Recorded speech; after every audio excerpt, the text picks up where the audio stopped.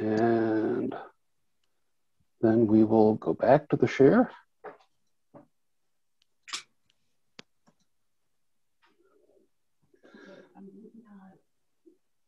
Duke, are you in Catskill or New York? We're actually down on the Jersey Shore. Oh, nice. But we're headed back to New York City tonight after this, actually. How active is it there? It's pretty quiet. It's off season. I mean, every year is January's pretty quiet here. Mm. And then I'll be up on Catskill on Tuesday night. Tomorrow night. Oh. I'm bouncing around quite a bit. Mm.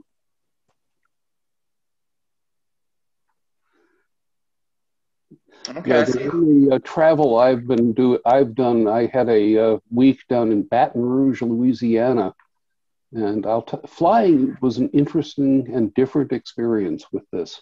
I bet. We haven't flown since before the pandemic. Mm. But soon, I hope. Light is on the horizon. Charles got his first shot of his vaccine, and I tested positive for antibodies. So whatever that's worth. That's Nice. all for the good. I know I get the impression everyone's coming up with their lists, their travel lists. Yeah. Yeah, it may get very expensive to fly soon. But actually, I don't think that'll be the case. I think there are going to be a lot of people really still afraid. But there was big news, at least in the field that I work in. The governor today made an announcement that the performing arts are coming back to New York City, and there's an initiative called NY Pops Up. And, I saw that. Yeah, and we'll be a part of it. Oh, That's great. great. That was Cuomo? Yep. Yeah, yep. So I should change my name. I think, unfortunately, they seem to be counting on the fact that if they don't tell anybody when these are much in advance, that the crowds won't get too big. I'm not sure that that's going to work that way. That sounds like one of those things that people thought would work. Well, I've been involved in it specifically from the perspective of the rotunda of the Guggenheim, which has been open since October and is arguably one of the most indoor social distancing conducive spaces in New York City. Oh, yeah. And I had a walkthrough with the Department of Health last week, the same team that worked on the Buffalo Bills game, which was another pilot project. And the fortunate thing for us is the air filtration system in place, which has been in place before the pandemic, intended to protect the artwork, also protects audiences and visitors and performers. Wow. Oh my gosh, that's great. That's terrific. So, I mean, things like, shall we begin? So I'll disappear. Well, no, okay. And I'm going to take that away, and there we are. So, good evening. Welcome. I'm Joseph White. I'm the host of the Masterwork Music and Art Foundation's A Life in the Arts Zoom series. we created this series to celebrate people who've dedicated their life to the arts or a particular arts discipline. And in doing so, we're intent on showcasing the ingenuity that artists show, and reading here, and also the ingenuity that an arts education can nurture. And we've already had a couple of really wonderful conversations with people who've had to create and recreate themselves as they went through life. And so we're doing this. Now, I'm pleased to kick off our winter program with Duke Dang, General Manager of Works and Process, the Performing Arts Series at the Guggenheim. Duke has been in the news of late for his innovative artist residency program. And with me is Todd Whitley, Executive Director of Masterwork. So, thanks. Todd. Thanks, Joe. For those of you who don't know, Masterwork has been supporting excellence in the arts for over 50 years.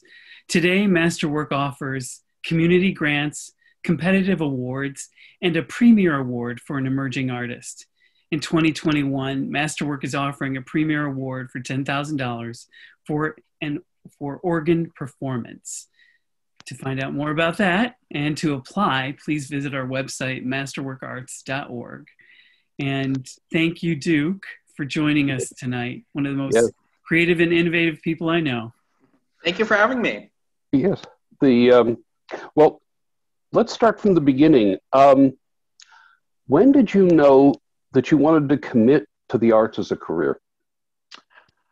I would say that I've always had a love for the arts, an appreciation for the arts. I was never a performer. I was never an artist. And the closest thing early on in my life to an arts education really was when I went to BU, Boston University, and took an art history class that really, really informed me so much about the visual arts and instilled my appreciation for the arts. And I just knew that I wanted to work in the field. I wasn't sure in what capacity, but certainly not as an artist.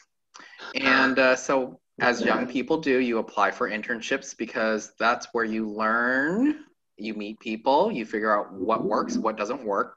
And I had an internship at the Glimmer Glass Festival in Cooperstown, New York, the summer after my freshman year of college. And they placed me into the artistic administration program. And I didn't even know what artistic administration was at that point. But I realized that for art to happen, there are so many systems and levers and support infrastructure that is in place for art to happen. And I said, that's what I can do. I'm not an artist, but the truth is, what I want to do are things that artists most of the time don't want to do. You know, artists don't want to have to draft and review contracts. Artists don't want to have to go and fundraise. Artists don't want to deal with marketing or front of house or back of house or lobbying. I shouldn't say, I mean, most artists that I know don't want to do that. Whereas I say, I don't really want to spend 8 hours a day in the rehearsal studio. I would rather do the things that you don't want to do. And so I always say what artists do best, make it possible for me to do what I do best, and what I do best, and make it possible for artists to do what they do best. And so when I was exposed to arts administration, I said, this is really the right niche for me. And then it turned into, well, do I want to work in performing arts administration, or do I want to work in visual arts administration? The fields are different and they're supporting artists in different ways. And I was very lucky in that the second summer, between my sophomore and junior year, I applied for another internship at the Getty Museum in California. And they placed me into the performing arts program at a visual art museum. And so I didn't have to make that decision. I said, I get to work with performing artists at a visual arts institution. And I found this magical niche where I got to be in both worlds at the same time while supporting both fields of the arts. And then the summer after that, I applied for yet another internship. So the takeaway here is apply for as many internships as you can. And I was placed in the Guggenheim's Work Sound Process series, which is the performing arts series that calls the Guggenheim home. And so the world was really lining up the ducks for me. And I've been in this niche ever since. Well, I remember one of these personal development speakers a long time ago saying that it was a good thing that there is the great flywheel of the economy, that there are people who want to go play with dolphins at SeaWorld, and there's also the people who want to take the tickets. And because if we all wanted to do the same thing, there'd be one job, and and nobody would pay for it. So, and you know, there's always that cliche of, I didn't know where I was going, but looking back, it all makes sense. Yes. Yep. So this leads kind of naturally to telling us about your work at the Guggenheim. And so what are you most proud of that you've done there? You know, I mean, there's pre-COVID and during COVID. Yes. But throughout this whole time, and I've been with Works in Process for 17 years now, what I'm most proud of is ultimately the mission of the organization and how we continue to accomplish this mission regardless of what the world looks like. And what is that mission? That mission is to support the creative process of the great artists of our time. And how do we educate audiences, and how do we illuminate that creative process, and how do we pull back that veil, and how do we have and encourage that conversation? Because we've all been there at a party or in a conversation or at the dinner table, and if one person starts talking about an artist, or it could be a subject, it doesn't even have to be the arts related, and you don't know anything about that subject or that artist, you're cut out of the conversation and you just smile and nod. And what Works in Process programs do is we always have the artist there to share and talk about what their intent is, what their creative process is like, what they're trying to do. And we provide the platform for performers to perform what was created oftentimes in the studio on that day.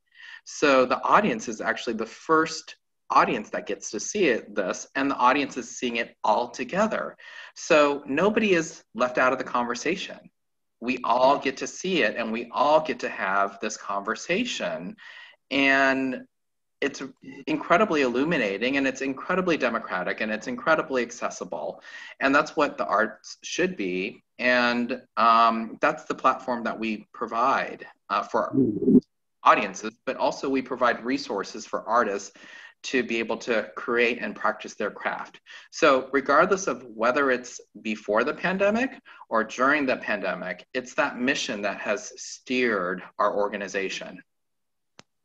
Well, but of course the pandemic has created a whole, particularly for the performing artist, has created a whole new set of, challenges is the polite way to put them. I mean, I know of an awful lot of people, I know a bunch of people in symphony orchestras who are basically out of business for the moment. It's true. So you were recently featured on All Arts, which is a public media station of WNET, and your series was called Isolation to Creation, which was about your ingenious approach to what to do with the pandemic. So, Todd, play your clip. We have a little clip here. Okay. But nothing kind of beats that opening of Isolation to Creation, of the entrance into the Guggenheim. That was really wonderful. Anyway, here's this little clip. Right. Not viable for Works in Process. You're not sharing. Oh, yes. Okay. Try this again. You can tell we're at such a level of professionalism with Zoom. Not viable for works in process. It became very clear to us that live performances The screen has not shared. quite some time, and the truth is that works in process. Our mission is about. Well, wait a minute. You know what? All right, I'm gonna stop my share. Gather artists and audiences and see if that helps. Accomplish our mission of supporting the creative process. Wait a minute. Here we go. Process. We immediately in March. That's why. Virtual commissions series. Where we've commissioned over 100 artists and have premiered over 60 works since March. So 100 artists and over 60 works, that's really impressive. Well, you know, even before Isolation to Creation, which is a docuseries that follows bubble residency artists into the bubbles, before that, let's start at the pandemic. March, the world shuts down, artists are facing a wall of cancellations, and everybody doesn't know where their next gig is.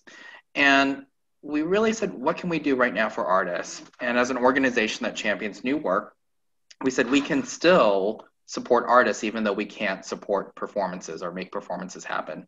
So we reached out to over 100 artists, all who have performed or been featured at Works in Process, and said, we're here for you. We're not going to cancel. We're actually going to devote more resources to artists right now when they're most vulnerable. And we provided them with commissioning fees to create new works, less than 5 minutes long, while social distancing, created at home. And we paid artists and we provided them with a platform to share these performances. And that was done in March, and we started to premiere works in April. And at that point, we really knew that this was just going to be a Band-Aid for a much bigger problem. And we started thinking, how do we support artists in a more meaningful way? And these are performers, and they all said, we just want to perform again. We want to gather, we want to create. And we all know that artists have the amazing ability to reflect the world that we live in so astutely and so powerfully. And because our mission is the creative process, we said, let's find a way of doing this. And so I was very fortunate. My husband and I went to our weekend home in the Hudson Valley in Greene County, where the infection rates were very, very, very, very, very low. And we were very fortunate to just feel very safe when so many of the artists that I know were living in New York City. And I started to think, how can we bring these artists to a place that's safe for them to create, and also not endanger themselves, but endanger the community? And so I started to reach out to residency centers that are in the vicinity. 20 minutes in one direction is Petronio, and 20 minutes in another direction is Cat's Pond. 35 minutes in another direction is Mount Tremper Arts. And all of these residency centers were on over 150 acres. So they naturally are isolated. And all of these residencies were not functioning because the world had shut down. So we said, we have the vessel. It turned into, how do we make it possible for artists to come together safely? And so we were fortunate in that we were introduced to the Rockettes' former medical director. Her name is Dr. Wendy Zychek. And Dr. Zychek said, I have access to rapid testing. And another confluence at this time was I was able to get my hands onto Tyler Perry's TV and movie production protocol. And while we don't have the resources as a nonprofit to charter a jet and fly talent to Atlanta like Tyler Perry was planning on doing, we do have the resources to charter a bus and pay for rapid testing for the bus driver. And so we just started to piece this all together, and all of a sudden we said, we have a plan. We're going to have artists isolate for 7 days. We're going to double rapid test these artists 4 days before they enter the bubble. on the day that they enter the bubble, we're going to test the driver, and we're going to bring them all into the bubble so that they can work and create together again like it was 2019. And this was in August that this all happened. And we knew that this moment in time was distinct and unique and historic. And we have a relationship with the New York Public Library for the Performing Arts at Lincoln Center. Would you like to document this? Do you want to follow the journey that these artists are about to embark on? And they said, absolutely. And we said, we're going to make a docuseries because we want to make it possible for our audiences to take this journey. And we were just going to we were planning on distributing it on our YouTube channel, but that's when we really looked for a platform to help us with the distribution. And so I reached out to All Arts and said, we have this cooking, would you like to distribute it?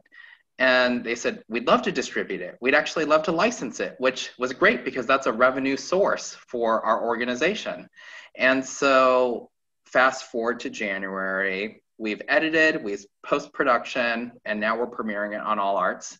And I hope everybody will tune in. But Isolation to Creation really follows the journey of these bubble residency artists that were able to gather and create after a unprecedented period of isolation. With that, I'll note that you can view it on All Arts the channel or streaming from allarts.org. All episodes. And it's on TV. We actually have episode 3 and episode 4 coming up Wednesday, 8 p.m. And it's Spectrum 1276. Well, I guess, so this is certainly a powerfully creative, it's not a solution, but this is certainly an answer to the problem that performing artists face. And I guess my next question is, well, where from here? I mean, we're hoping that things are loosening up. But my suspicion is this will be with us for a while yet, in hopefully gradually reducing form. But I think it's going to be a while before you can have a big audience in a theater. What did they have? 25,000 people at the Super Bowl, all spaced out. I wonder about the economic viability of that. But so what do you see? I mean, is this a turning point for the arts? I mean, is this something that's going to change things as we go forward? Well, you're asking somebody who has a very biased opinion. And my bias is that I believe in the power of the arts and artists to lift us, to heal us, to bring us together. And also, I believe that the arts and artists are going to play an outsized role in the recovery and the revitalization of New York City. I look at it through that lens. I'm a New Yorker through and through. So as the city is looking for how to revitalize, what do we know? We know that remote working is going to be here for a while, for the foreseeable future, which means that the city can't rely on office workers to commute in and out of the city to be the engine of economic growth. So the city is going to need to create reasons for people to come to the city. And what are those reasons? That the restaurants, the museums, the performing arts. Right. And so just today, the governor, recognizing this, announced a new initiative called NY Pops Up. And it's about the rebirth and revitalization and the return of the performing arts to New York City, which will start off with outdoor pop-up performances. Will then include indoor performances in flex spaces that are social distance conducive. This will help to employ artists that have been unemployed since March. and also be an engine of growth for New York City. You know, what we know is that everybody has this fear of missing out, and you can work from home remotely, but you can't experience a live performance from your couch. Nothing replaces that experience, you know, no matter how big of a TV you have. So that fear of missing out is going to be one of the engines of New York City's revitalization, and the artists are going to be the foundation of that. Yeah, there really is nothing like being in the room with 1,000 people and something absolutely unique on stage that you know that even if it's a Broadway play and they're doing it 8 times a week, no other audience is ever going to experience this. Right. And what we all know after a year of being at home and being isolated is what we all miss is connecting. Yeah. Yes. So where do we go from here? Besides, you know, that we're going to open up, but the thing that does occur to me is that there's a whole lot of people who've now, well, I'm just watching us learning how to use the webinar level membership that we just bought this week for doing this. But there's, you know, there are literally now thousands of people who've learned new skills and new ability to present and get stuff. I think there's some real opportunities for stuff we haven't thought of yet. So, you know, that's not my nut to crack. as a arts administrator who is focused on live performing arts, I'm going to try to find a way for artists to safely gather and create and perform, and find a way for audiences to safely gather, create, and perform. The Buffalo Bills game that happened in January was a pilot project that I'm hearing will be a model for performing arts organizations to utilize. And so what does that look like? It means that within a 72-hour window before attending a performance, an audience member will have to prove that they have tested negative, or the venue that they're going to will offer rapid testing. Right. What will the audience look like? You'll probably be standing or seated 6 feet apart with a mask on.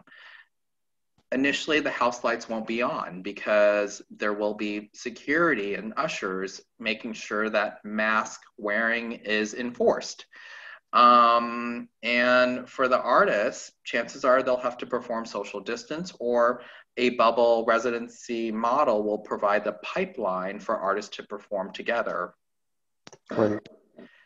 But these are the solutions for the immediate future. It's probably going to be the next 8 months to year, is my guess. But I'm hoping that come 2022, the world will return to some level of normalcy. But what this is all going to take is new ideas, and then figure out how do we piece together the pieces of the puzzle to execute these ideas. You know, operating is a whole, the models that existed in 2019 don't really have any currency in the environment that we're in right now. So anyway, finally, the other thing I'd really like to ask is, so this is a particular career path that we hope lots of really good, bright, and creative people take. And so what's your recommendation? If this speaks to somebody who's watching, or even if it's on a recording all of these, so this could be a year from now. Now you suggested internships, but Are there actual training programs for this in, are there college level programs and stuff? Yeah. I mean, I did my master's at NYU in performing arts administration. But I think what's really, really, really important for anybody that is pursuing a career in arts administration or a career in any nonprofit, the first question that you ask yourself is, do I believe in the mission of this organization? Because what we know is that when you work in nonprofit, chances are your level of financial compensation is not going to be comparable to if you're working in the corporate world. Right. So because of that, what is the compensation that makes up for that difference? And it's a psychological compensation, for lack of a better word. And if you believe in the mission of your organization or the organization, and you're passionate about that organization, the psychological compensation that you derive from working towards that mission far outweighs any financial compensation that you're going to receive. And if you don't believe in the mission of the organization, you're going to be burnt out, or you're going to resent the circumstances that you've put yourself in. Right. So that's the first thing you have to ask yourself. Do I believe in the mission of this organization? Otherwise, don't go down that path. That's anybody that says, should I do this? I say, do you believe in the mission of the organization? And if you do believe in the mission of the organization, then I think, the pieces of the puzzle fall into place, because it's the passion that drives you. Yeah. Well, I certainly hope that, again, lots of creative and bright people like yourself choose this path, because it's what lets everything else happen. If you can't support the building to put the play on in, it's hard to put on, then you're back to Mickey and Judy, let's put on a show in the barn. Outdoor performances are going to be status quo for the foreseeable future. Okay. Well, so, Todd, did you get any questions in the chat? Not yet, but I wanted to offer one up to Duke. I really appreciate how you brought the focus back to the mission and the importance of that. I thought that was a really wonderful thing to say.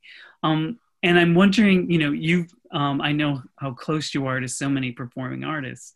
What a difficult time this is for them, to be denied,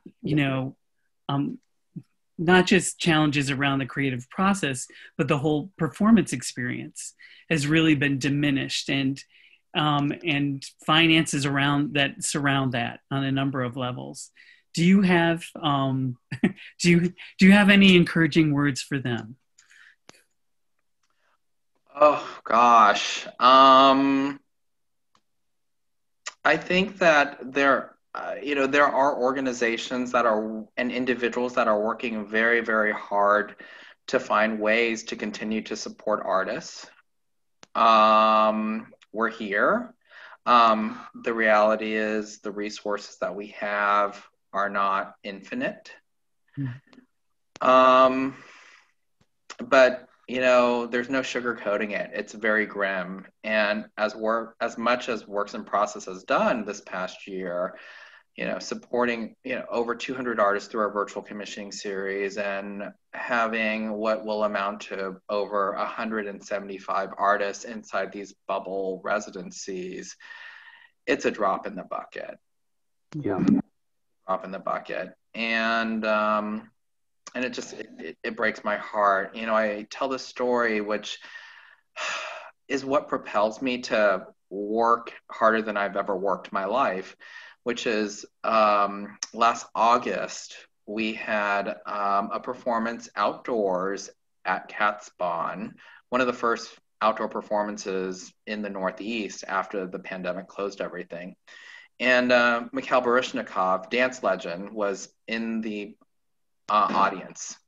And he gave the dancers a standing ovation and just complimented them, and even took a social distance picture with the dancers. And so I spoke with one of the dancers, and the dancers, that was just absolutely incredible to have Misha here.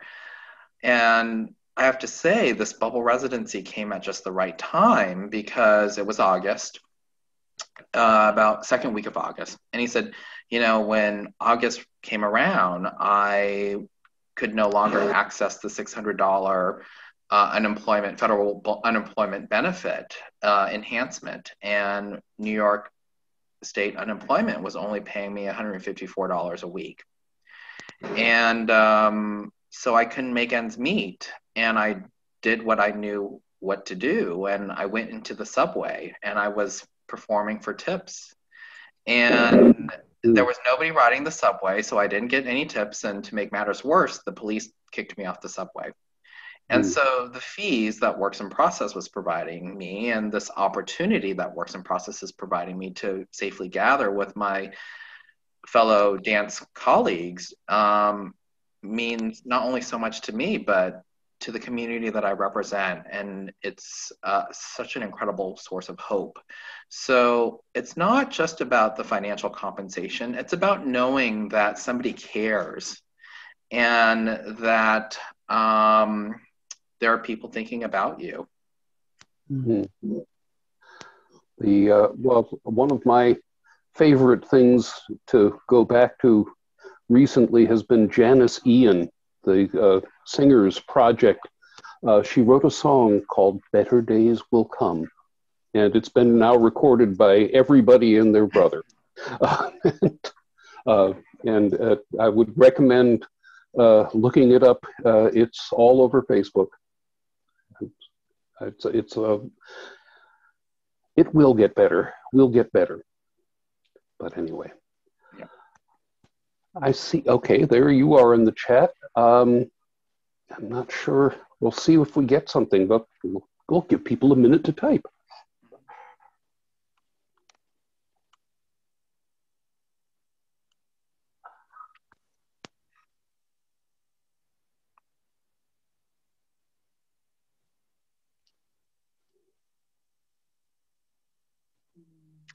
So were we able to figure out how to play that video? Because that'd be a great way to... That'd be a good exit thing. Give us a... to culminate this evening. Okay, because I'm not sharing now, so you should be able to share now.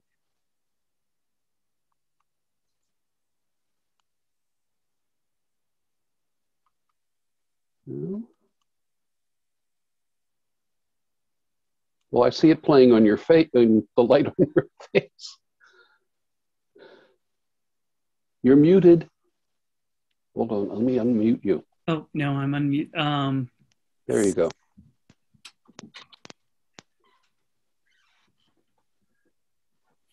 Okay, I see a question from RJ, which is, Zoom as a...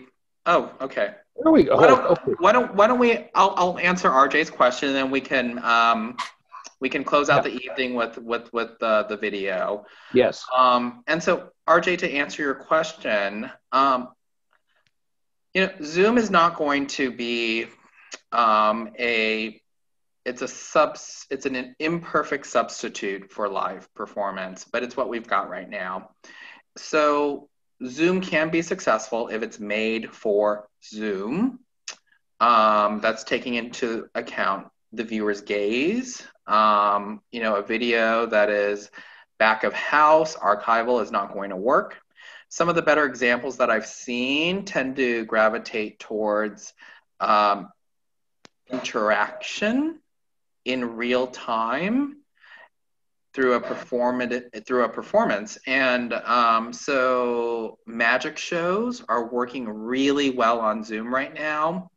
And there have been theater companies that present magic shows, and if you buy your ticket far enough in advance, a package is mailed to you. And in that package, there are items that you actually use to interact with the performer / musician. So I think that's one of the more successful examples of how Zoom is being utilized. But the truth is, if it's a medium that requires more than 1 or 2 human bodies interacting, Zoom becomes very problematic. I don't know if you saw in his question, but you are talking to a magician. Well, I think you might have a career ahead of you. He has a long career. in the performing arts, I should Yes. say. Yes. Yeah. All right. You know what I'm going to do? I'm going to start the beginning of the episode so you can see that we talked about the opening sequence here. Yeah. The first 8-minute works well usually.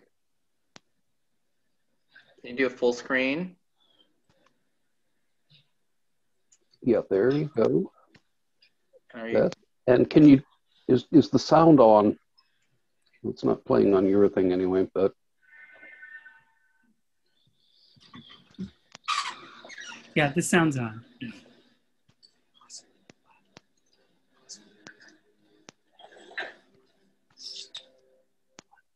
Stop sharing.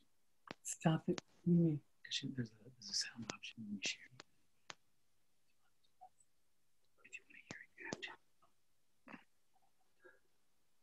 We halted. Hold on. Okay. Okay, we needed a run through. Oh, it's up there. Stop sharing. Okay. Okay, then share again.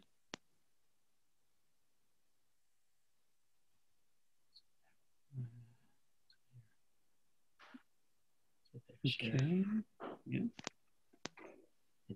Share sound. There. There. Share screen 2. Share. Okay. Let's see. Okay, and then hit play.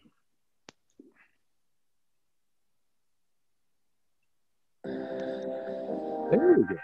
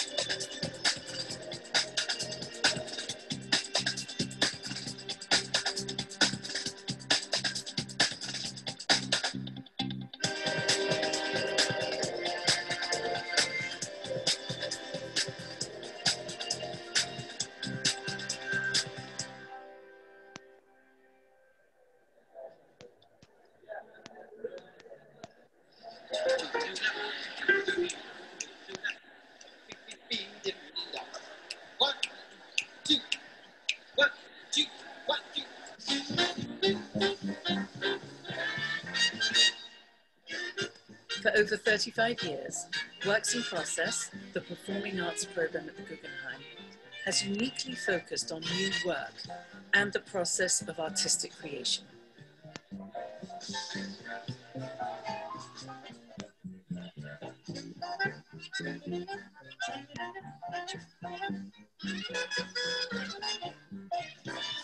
Obviously, creating any work that can be performed here in this extraordinary building has worked very well for us. Since 1984, Works in Process has presented and produced these illuminating programs at the Guggenheim Museum. For the bulk of the history, these programs took place in the theater, which many people don't even realize exist, but it is underneath the rotunda of the Guggenheim. It's underground, and sometimes we say it's the underground uptown. And we do this through programs that blend performance highlights or performances that we commission with illuminating discussion with the creators. Often people call it New York City's best kept secret, which actually now I really love that description. When we really didn't know what this pandemic was going to be, times got really, really, really rough. And then around late March, the entire ecosystem just completely collapsed.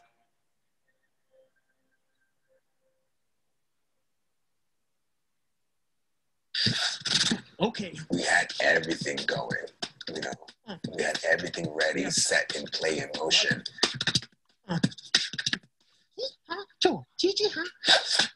Back in January, we were like really excited because we got so much great feedback from it.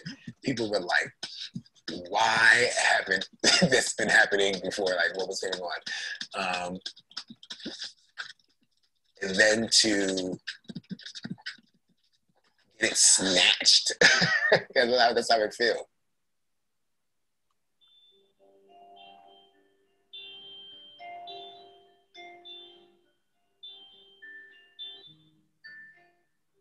In the beginning was very scary, like it was cancellation after cancellation. One after the other after the other. Dates just started falling like dominoes, and it was like chaos, you know? Not knowing when we were going to be able to work again. It was a reality check. It was a shocker. It was confusing. And really started to understand sort of the gravity of everything, you know?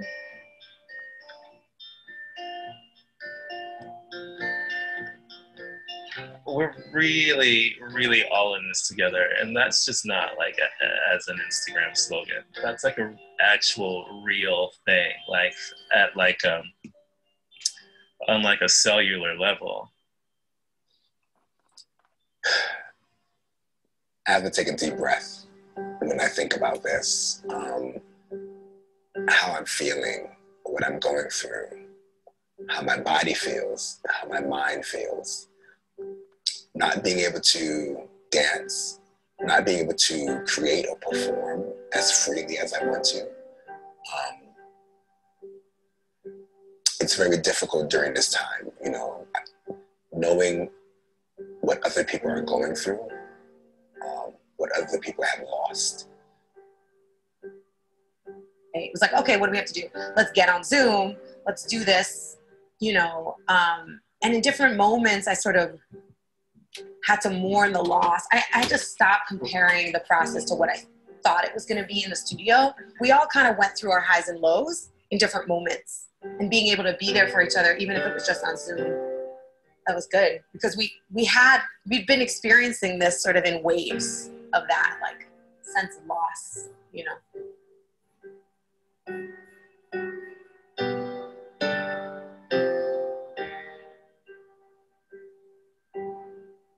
We spent 6 months locked out of our home, the Guggenheim.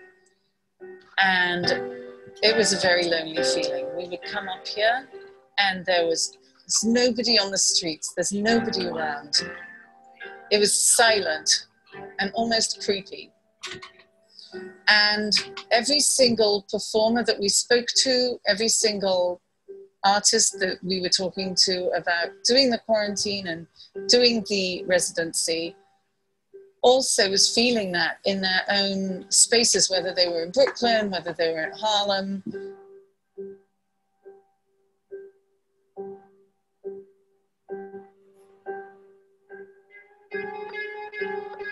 My whole family got coronavirus. Yeah, everyone got COVID. Because in Queens, my mom works at a nursing home. My brother works at the MTA, and it was scary. It was a scary time. My mom was one of the strongest people, and just to hear like that week was like, oh my God, this sucks. I personally lost my brother, Tyron Proctor, June 5th. And that in itself is a blow. You know, I mean, my wife is devastated. That's her brother, her last brother. And, you know, he meant so much to the scene. You know, he's solely responsible for bringing whacking, that particular dance style, to television on Soul Train. And he left his legacy with so many kids. And it's just horrible.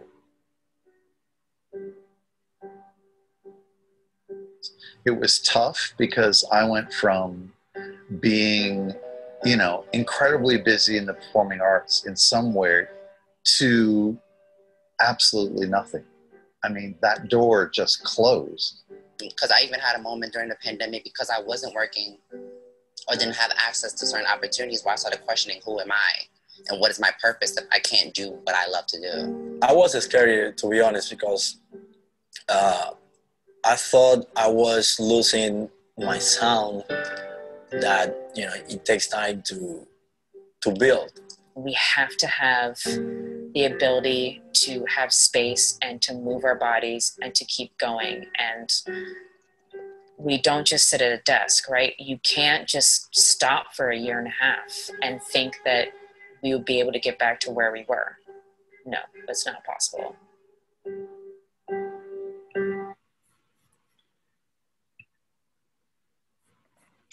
I think that's a good place to stop. So, Dude, what a beautiful work. Okay. Well, we can't do this without the artists. And, you know, New York City's revitalization is going to be in large part because of the artists and the inspiration that these artists provide to us. So I hope everybody will tune in. It's 4 episodes. 2 have already premiered. 2 more will be premiering this Wednesday and next Wednesday on TV. And then the series itself will be viewable in perpetuity on All Arts. So thank you so much for providing me with the time and this opportunity. Well, thank you for spending your evening with us. Thank you, Duke. And thank you to all the attendees. Yes. Stay in touch. Visit us on masterworkarts.org. And join us again next Monday. Good night. Good Please night. take care. Good night.